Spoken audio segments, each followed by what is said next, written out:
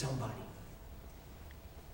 You know, back, probably roughly 3,000 years ago, history reveals that there was a man who bought in to the I am what I do mindset. And boy, did he do. History says he outdid anyone that had ever come before him, the greatest in the history of the world. This guy built cities, lavish gardens and game preserves.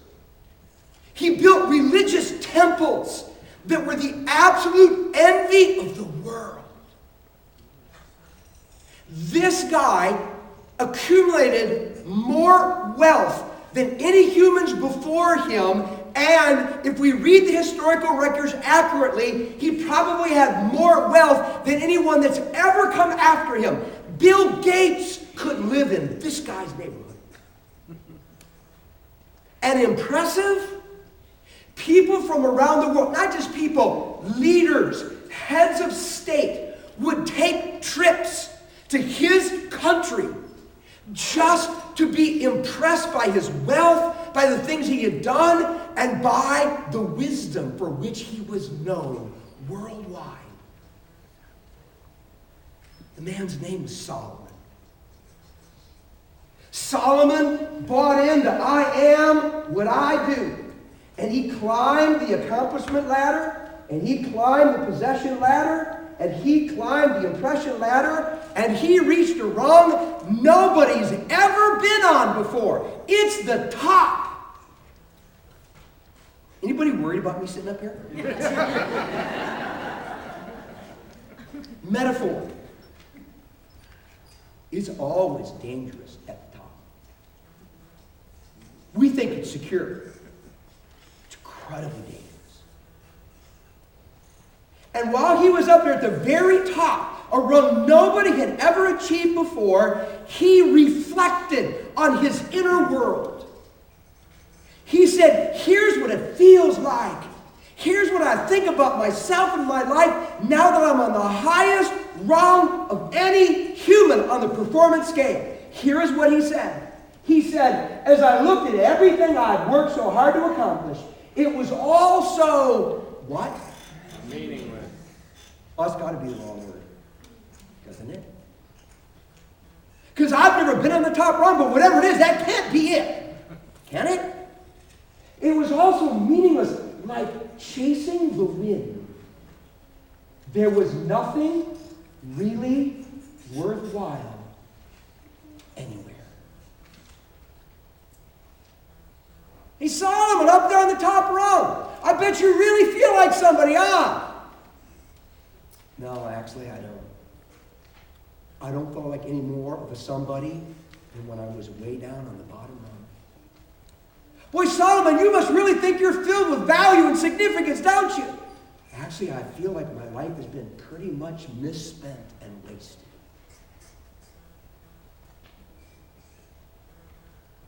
Solomon's life exposes this I am what I do mindset. And it declares with utter starkness, it's a lie. It's a lie. The performance mentality is a sham.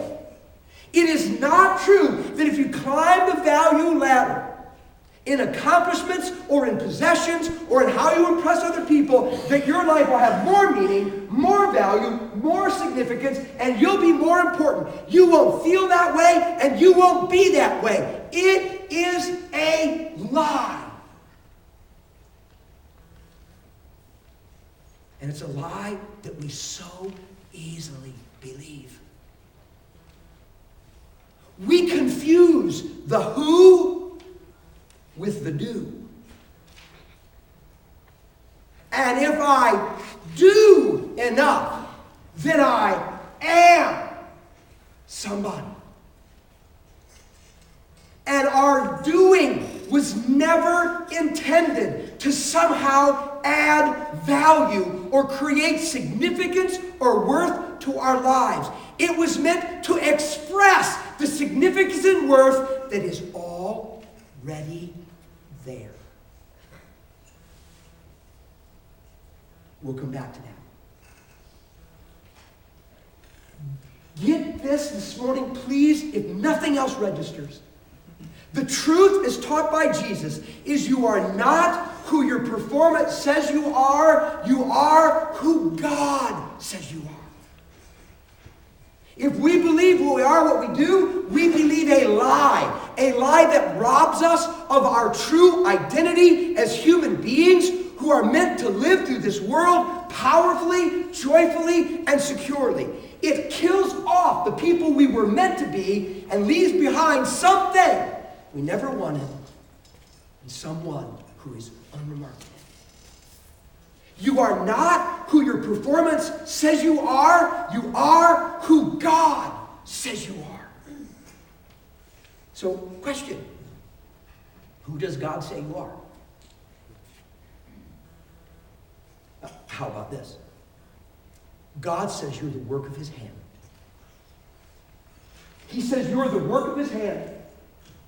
He says, I made you, I fashioned you, I put you together, I gave you your personality, I gave you your abilities, I gave you your body type, I gave you your gender, I gave you your skills.